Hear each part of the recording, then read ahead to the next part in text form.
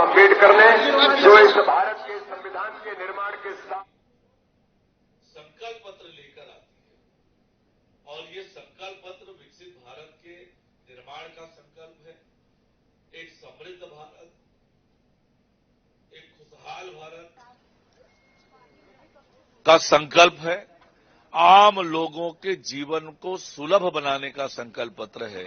आम लोगों के जीवन में खुशियां लेकर आने का ये संकल्प पत्र है और निश्चित रूप से नरेंद्र मोदी जी के नेतृत्व में तीसरी बार जो सरकार बनेगी इस संकल्प को पूरा करेगी। भाजपा के लिए जो है कांग्रेस लगातार ये कह रही कि कुछ नयापन जो है नहीं दिया गया है, उन्हीं वादों को फिर से दोहराया गया है जो पूरे नहीं हुए हैं, तो किस प्रकार? देखिए, आज देश की जनता को मालूम है कि नरेंद्र मोदी जी ने कैसे 11 करोड़ शौचालय का निर्माण किया। आज देश की जनता को मालूम है कि कैसे 4 करोड़ लोगों को उनके सपने का आशियाना मिला, कैसे 80 करोड़ जनता को राशन मिल रहा है, कैसे पूरे देश के लोगों को मुफ्त में कोरोना का वैक्सीन मिला, कैसे करोड़ों लोगों को आयुष्मान भारत योजना का लाभ मिल रहा है, किस तरह से प्रधानमंत्री किसान सम्मान निधि से किसानों को सशक्त बनाने का काम हो रहा है।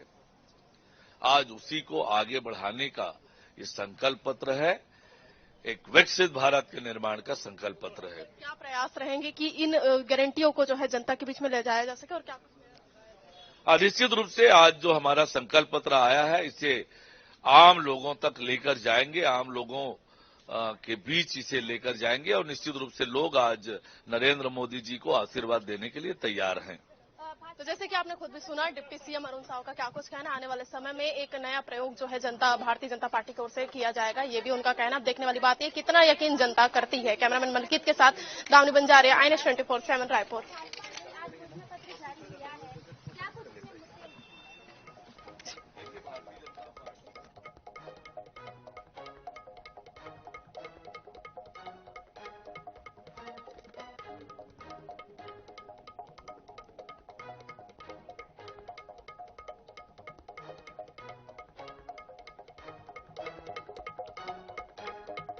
तो आपको बता दें, लोकसभा चुनाव के लिए आज भाजपा ने अपना मैनिफेस्टो जारी कर दिया है, अपना संकल्प पत्र जारी कर दिया है। आयुष्मान के दायरे में बुजुर्गों का इलाज होगा। 70 वर्ष से ऊपर के लोगों का आयुष्मान योजना में 5 लाख तक का जो इलाज है वो मुफ्त होगा। बता दें, संकल्प पत्र में विकास और विकसित भारत के 4 मजबूत स्तंभ हैं। ट्रांसजेंडर को आयुष्मान के दायरे में लाया जाएगा। आगामी 5 साल नारी शक्ति की नई भागीदारी के भी काम होंगे। सबका साथ सबका विकास संकल्प पत्र की आत्मा है, ऐसा पीएम ने कहा है। संकल्प पत्र में विकास की 14 गारंटी है। पीएम ने कहा है 5 साल तक मुफ्त राशन मिलेगा, ये बड़ी घोषणा है। जन औषधि केंद्र का विस्तार किया जाएगा जो कि पहले से है। 70 प्लस उम्र के बुजुर्गों के लिए बड़ा ऐलान किया गया है। आयुष्मान के दायरे में बुजुर्गों का 70 वर्ष से ऊपर के इलाज होगा। आयुष्मान योजना से 5 लाख तक का मुफ्त इलाज होगा। गरीबों के लिए 3 करोड़ और नए घर बनाए जाएंगे। संकल्प पत्र में विकसित भारत के 4 मजबूत स्तंभ हैं। तो मुद्रा योजना के तहत 20 लाख रुपए का लोन यहां पर संकल्प पत्र में यह भी कहा गया है कि विकास की 14 गारंटियां दी गई हैं। भ्रष्टाचार पर नकेल, सीमा पार घुसपैठ पर भी नकेल कसी जाएगी। सभी को पक्का घर, सभी को स्वास्थ्य बीमा दिया जाएगा। विश्व भर में रामायण उत्सव मनाया जाएगा। वहीं वन नेशन वन इलेक्शन को लेकर आएंगे, अगर बीजेपी की सरकार आती है तो ये बड़ी खबर है, आपको बता रहे हैं। और साथ ही ये जो घोषणा पत्र है वो एक महत्वपूर्ण घोषणा पत्र है। सेवा, सुशासन और गरीब कल्याण का भी वादा किया गया है। 2047 तक ऊर्जा के क्षेत्र में आत्मनिर्भर, पाइपलाइन से सस्ती रसोई गैस मिलेगी।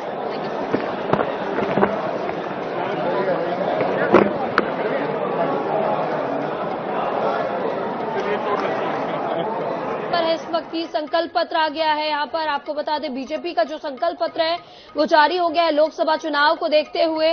और लोकसभा चुनाव के लिए अहम रणनीति मानी जा रही है। 14 विकास के जो स्तंभ है वो दिए गए हैं। 14 बड़े वादे किए गए हैं।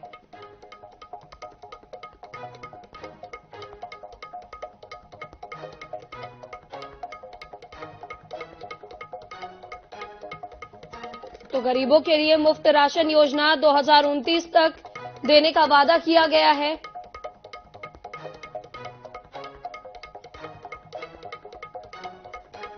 और इसी खबर पर ज्यादा जानकारी के लिए हमारे साथ हमारी सहयोगी दामिनी बंजारे रायपुर से लाइव जुड़ चुकी है। जी दामिनी, जिस तरह से बीजेपी का मैनिफेस्टो आ गया है लोकसभा चुनाव को देखते हुए, कितनी उम्मीदें लोग जता रहे थे और कितना खरा उतरेगा ये मैनिफेस्टो इस बार के लोकसभा चुनाव में?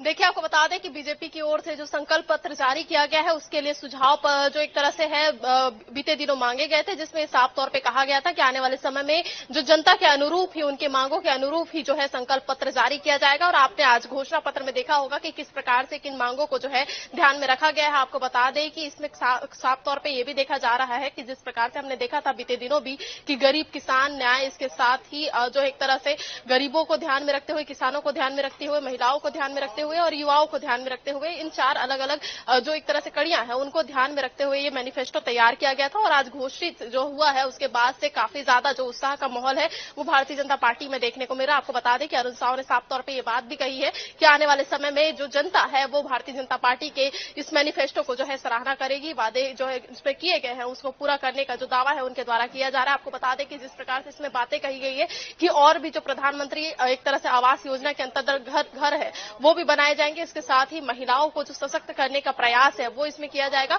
और 2047 के विजन पर ही भारतीय जनता पार्टी जो है वो चलने वाली है। आपको बता दें कि अगर जानकारी के तौर पर अगर हम बात करते हैं तो 25 जनवरी 2024 को जो है मैनिफेस्टो के लिए सुझाव जो है वो मांगे गए थे, जिसमें लगभग 15 लाख से ज्यादा लोगों ने जो है सुझाव अपने ऑफलाइन एक तरह से दिए हैं। इसके साथ ही अगर नमो ऐप के माध्यम से यदि हम बात करेंगे तो नमो ऐप के माध्यम से 4 लाख से ज्यादा सुझाव जो है वो आए हैं। और इसके साथ ही 11 लाख से ज्यादा जो है अलग अलग लोगों के द्वारा जो है सुझाव भेजे गए हैं। तो भारतीय जनता पार्टी की ओर से जो प्रयास किया गया था ताकि अलग अलग वर्ग को साधा जा सके, इसके एक तरह से अनुरूप में ही मैनिफेस्टो जो है वो जारी किया गया है। अब देखने वाली बात यह है कि कांग्रेस के जो वादे हैं, महिलाओं के लिए जो गारंटियां दी गई है उस पर कितना जनता जो है विश्वास करती है और भारतीय जनता पार्टी के इस सुझाव पत्र में या एक तरह से संकल्प पत्र में जो है कितना विश्वास जो है आने वाले समय में जनता कर पाती है और लोकसभा चुनाव में इस संकल्प पत्र का कितना असर जो है वो देखने को मिलता है। जी दामिनी, सबसे बड़ी बात वन नेशन और वन इलेक्शन की बात कही गई है बीजेपी की ओर से कि पूरा देश एक है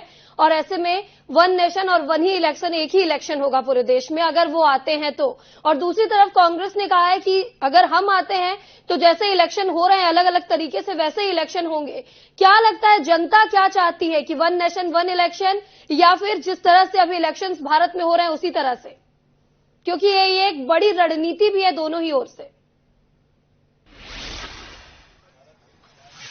देखिए, बता दें आपको कि वन नेशन वन इलेक्शन की जब बात होती है तो इसके लिए भी बीते दिनों भी जब चर्चा सदन में हुई थी तो इसे लेकर मुद्दा जो है वो गरमाया था, जहां पे विपक्षी दल ने जो है संसद में भवन में ही जो है एक तरह से घेरने का प्रयास किया था कि इस प्रकार से जो है लोकतंत्र के इस महापर्व को खत्म करने का प्रयास जो है वो न किया जाए। और तमाम बातें जो है उस दौरान कही गई थी और ये भी बातें कही गई थी कि वन नेशन वन इलेक्शन से जो है भारतीय जनता पार्टी का मानना ये है कि आने वाले समय में जो एक तरह से चुनाव में जो लोगों की एक तरह से मैन पावर के साथ ही जो खर्चे होते हैं उस पर जो है कहीं ना कहीं जो है एक तरह से नुकसान से वो बचा जाएगा। इसके साथ ही जो चुनाव बार बार कराने पड़ते हैं उससे भी जो है कहीं ना कहीं निपटारा होगा। लेकिन इस तरह से कई ऐसी बातें हैं जो है वो कही गई है, जिसमें से सीएए तमाम जैसे कानून है जिसे विधायक के रूप में जो है विधेयक के रूप में पारित करने की बात भी जो कही गई थी। लेकिन अब देखने वाली बात यह है कि वन नेशन वन इलेक्शन की यदि बात आती है, यदि विपक्षी दल इस पर हामी भरता है तभी जाके इस पर जो है आगे अमल किया जाएगा और अमल करने के बाद ही जो है आने वाले समय में इसे जो है एक तरह से देखा जाएगा। और अगर इसके लिए भी अगर one nation one election Bharatiya Janata party चाहती है तो इसके लिए बहुमत की सरकार होना जो है वो महत्वपूर्ण है। अब इसमें जब सरकार में या लोकसभा चुनाव में अगर भारतीय जनता पार्टी को जीत हासिल होती है तब जाके इस पर हो सकता है तो संभवतः चर्चा पर मुहर लगे और उसके बाद जो है इसमें वन इलेक्शन जो एक तरह से वन नेशन वन इलेक्शन का जो टैग है उसके अनुरूप जो है चुनाव जो है वो कराए जाएंगे। तो कई बातें जो है वो कही जा रही है, लेकिन यह संभवतः जो है अभी जो चुनाव है लोकसभा का उसमें अभी जो है चुनाव जीतने के बाद ही यह संभव हो पाएगा। लेकिन तमाम जो गारंटियां है उसमें खास गारंटी यही मानी जा रही है कि महिलाओं को साधने के साथ ही जो एक तरह से गरीब वर्ग को साधने का प्रयास जो मैनिफेस्टो में किया गया है उसे लेकर आने वाले समय में कहीं ना कहीं भारतीय जनता पार्टी का प्रयोग माना जा सकता है और इसका फायदा लोकसभा चुनाव में हो सकता है। जी बिल्कुल दामिनी, आप हमारे साथ बने रहिए। भोपाल से हमारी एक और सहयोगी अंजलि हमारे साथ जुड़ चुकी है। जी अंजलि, जिस तरह से बीजेपी का मैनिफेस्टो आ गया है और जनता को कितनी उम्मीद थी और ये मैनिफेस्टो इस बार लोकसभा चुनाव में कितना खरा उतरने वाला है? देखिए, आज बाबा साहब आम्बेडकर की जयंती पे जो है बीजेपी ने अपना मैनिफेस्टो जारी कर दिया। इसमें 4 चीजें जो मेन है, ज्ञान पे उन्होंने फोकस किया है। ज्ञान का मतलब है जिसे गरीब है, नारी है, किसान है और युवा है, इनका खास ख्याल रखा गया है। इनको देखते हुए उन्होंने हर वर्ग के लिए ये जो संकल्प पत्र का जारी किया है, उससे जनता को बहुत उम्मीदें हैं। ये इस मैनिफेस्टो में जो है हर वर्ग का ख्याल रखा गया है। इसके अलावा जो इस बार बीजेपी का 400 पार का नारा है, उसको भी कहीं ना कहीं पार करने के लिए उन्होंने जितनी सारी चीजें दी हैं, बहुत खास चीजें हैं इसमें। जैसे एक देश एक कानून की बात करें, या इसके अलावा और भी बहुत सारी चीजें हैं। हर वर्ग का ध्यान रखा गया है। शिक्षा के लिए जो है, इसके अलावा गरीबी हटाने के लिए है, और इसके अलावा महिलाओं को सशक्त करने के लिए जो सभी दायरे हैं उन्होंने तय किए हैं। और उसके अलावा जो है आज बाबा साहब आम्बेडकर की जयंती है, तो उस मौके पर बहुत खास माना जा रहा है कि जो बीजेपी का संकल्प पत्र है वो कहीं ना कहीं 2024 का जो चुनाव होने वाला है उसके लिए खरा उतरने वाला है। इसके अलावा हम देखें तो जो मोदी की गारंटी है, इसका मूल अगर हम माने तो जो संकल्प पत्र है उसका मूल संकल्प जो है, जो पीएम मोदी की गारंटी है इसमें कही गई है। तो कहीं ना कहीं दूसरा अगर हम कांग्रेस की बात करें, सपा की बात करें, तो उससे बहुत अलग है और बहुत भारी भी पड़ने वाला है। और जो है आगामी 2024 के चुनाव में ये बहुत खरा उतरेगा। जी बिल्कुल, आपसे भी एक सवाल करना चाहूंगी अंजलि। जिस तरह से वन नेशन वन इलेक्शन की बात की जा रही है बीजेपी की ओर से, और वहीं दूसरी ओर कांग्रेस ने अपने मैनिफेस्टो में रखा है कि अगर हमारी सरकार आती है तो पूरे देश में जिस तरह से अभी चुनाव अलग अलग तरीके से हो रहे हैं वैसे ही चुनाव होंगे। तो क्या लगता है जनता क्या चाहती है, वन नेशन वन इलेक्शन, या फिर जिस तरह से अभी चुनाव पूरे भारत में हो रहे हैं उस तरह से? क्योंकि ये एक बड़ी रणनीति होगी वन नेशन वन इलेक्शन, ये जो बड़ा वादा है बीजेपी की ओर से। देखिए, बीजेपी जो वन नेशन वन इलेक्शन का वादा कर रही है उसके तहत जो है पूरे देश भर में एक साथ चुनाव करवाने की बात कही जा रही है। लेकिन वही कांग्रेस का भी यही दावा है, पर जनता ये चाहती है कि सारी जगह निष्पक्ष चुनाव हो और ट्रांसपेरेंसी हो, तो उसको लेके जो भी निर्णय सरकार करेगी वो सही रहेगा। तो पर बीजेपी जो है वन नेशन वन इलेक्शन पे इसलिए जोर दे रही है क्योंकि कहीं ना कहीं उसको लगता है कि एक साथ जहां चुनाव होंगे तो उधर बीजेपी को फायदा हो सकता है, जिसकी वजह से उन्होंने इस पे भी जोर दिया। इसके अलावा अगर कांग्रेस की बात करें तो कांग्रेस जो है उनका भी मानना है कि वन नेशन वन इलेक्शन जो है उसके तहत जो है जनता को है कई फायदे भी मिलेंगे, क्योंकि एक साथ जब चुनाव होगा देश में तो कहीं ना कहीं बहुत सारी चीजें हैं, बहुत सारे इंतजाम हैं, और सुरक्षा व्यवस्था की दृष्टि से भी अगर देखा जाए तो बहुत ऐसी चीजें हैं जो खामियां हैं जिसके तहत जो है अभी इतनी जल्दी पॉसिबल नहीं है। जी बिल्कुल अंजलि, 3 करोड़ लोगों को नए आवास देने की बात कही गई है। जिस तरह से पीएम आवास बनाए जा रहे हैं, 3 करोड़ लोगों को पक्का मकान देने की बात कही गई है। तो क्या लगता है कि इस जो लोकसभा चुनाव है उसमें गरीबों को साधने का पूरा प्रयास किया गया है? बिल्कुल, जो बीजेपी का घोषणा पत्र संकल्प पत्र जो आया है उसमें 4 वर्गों पे जो केंद्रित किया, उसमें गरीब है, युवा है, किसान है और महिलाएं हैं। अगर गरीबों की बात करें तो जैसा कि हम देख रहे हैं कि प्रधानमंत्री आवास योजना चल ही रही है, उसके तहत आज भी संकल्प पत्र में उसका जिक्र है जहां 3 लाख लोगों को घर दिया जाएगा। तो कहीं ना कहीं जो गरीब वर्ग है, जो पीएम मोदी से या फिर भाजपा से आस लगाए बैठा है, और बहुत से लोगों का इसका फायदा भी मिला है, जिसके चलते ये एक अच्छी स्कीम है, तो गरीबों को ये कहीं ना कहीं फायदा पहुंचा सकती है। तो इसी का फायदा जो है पार्टी को भी मिलेगा। आगामी जो लोकसभा चुनाव है, जिनको फायदा मिला है वो तो जरूर बीजेपी के पक्ष में रहेगा, लेकिन जो इससे वंचित रहेगा तो वो इसी आस में बीजेपी के सपोर्ट में आ सकते हैं कि जो प्रधानमंत्री आवास योजना देश भर में चलाई जा रही है, जिसके तहत जो है गरीबों को आवास मिलता है, तो इस घोषणा पत्र में अगर उसका जिक्र है तो उसको लेकर भी आगामी चुनाव में जो है कहीं ना कहीं फायदा देखा जा सकता है। जी दामिनी, एक चीज और आपसे जानना चाहूंगी कि जिस तरह से आयुष्मान कार्ड पर यहाँ पर पूरा फोकस दिया गया, 70 साल के जो उम्र से अधिक लोग हैं उनको भी इसके दायरे में लाया जाएगा, ट्रांसजेंडरों को भी लाया जाएगा, क्योंकि एक बड़ा तबका आता है जो कि 70 वर्ष से ऊपर का होता है, और आयुष्मान कार्ड से 5 लाख रुपए तक का जो इलाज है वो मुफ्त होता है, और जो स्वास्थ्य है वो सबसे बड़ा मुद्दा है आज के समय में। तो आयुष्मान कार्ड पर सबसे ज्यादा फोकस क्यों बीजेपी का?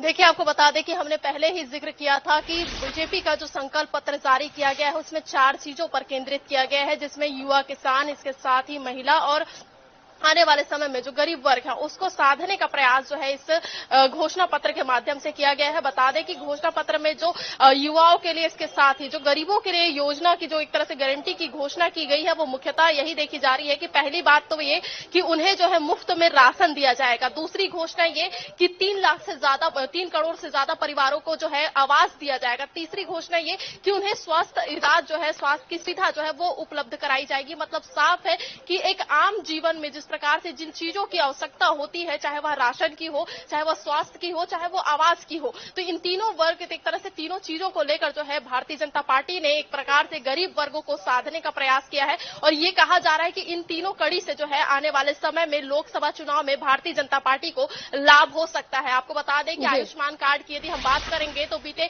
साल से, जब 2014 के बाद 2019 के इलेक्शन हुए थे, 2018 में जब लोकसभा इलेक्शन के पहले विधानसभा इलेक्शन भी हुए थे, तो उस समय भी उनके कई वादे जो है इस प्रकार से किए गए थे। और कई बार ये भी देखा गया है कि आयुष्मान कार्ड के जो लाभार्थी हैं उनका जो एक तरह से अनुरूप है, जो एक तरह से फायदा है, वो होते नजर आए। आपको बता दें कि भारतीय जनता पार्टी ने एक प्रयास और भी ये किया है कि छत्तीसगढ़ में महतारी वंदन योजना के अंतर्गत जो महिलाएं लाभान्वित है, उनमें से एक महिला को जो है जब गारंटी जो है संकल्प पत्र घोषित किया गया, तो दिल्ली के सदन में जहां से ये घोषित हुआ है उस भवन में जो है वहां पे उपस्थित रहे। तो कहीं ना कहीं एक प्रयास जो है साधने का प्रयास जो है भारतीय जनता पार्टी कर रही है, चाहे वो स्वास्थ्य के सुविधाओं के जरिए हो, चाहे तमाम बड़ी बड़ी गारंटियों के माध्यम से हो। लेकिन कहीं ना कहीं दोनों ही पार्टियां, जिस प्रकार से हमने देखा था कि महिलाओं को साधने के लिए कांग्रेस ने महिलाओं के लिए घोषणा की थी, वही भारतीय जनता पार्टी जो है अलग अलग तबके को साधने के लिए बिल्कुल दामिनी, अब देखना होगा कि आखिर जनता कितना विश्वास करती है इस संकल्प पत्र पे। लोकसभा चुनाव कि जो परिणाम आएंगे उससे पता चलेगा कि आखिर इस मैनिफेस्टो पे जनता का कितना भरोसा है। दामिनी, आपका बहुत बहुत शुक्रिया इस तमाम जानकारी के लिए। अंजलि, आपका भी बहुत बहुत शुक्रिया इस तमाम जानकारी के लिए।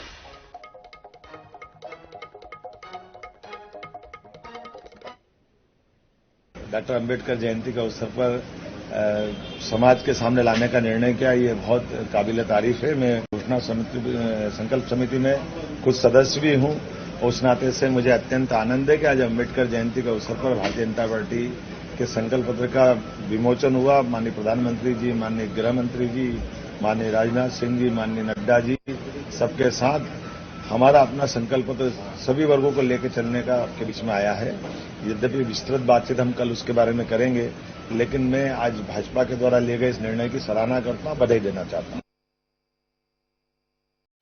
माननीय प्रधानमंत्री नरेंद्र मोदी जी के नेतृत्व में संकल्प पत्र 14 अप्रैल बाबा साहब अंबेडकर की जन्म जयंती के अवसर पर जारी किया है।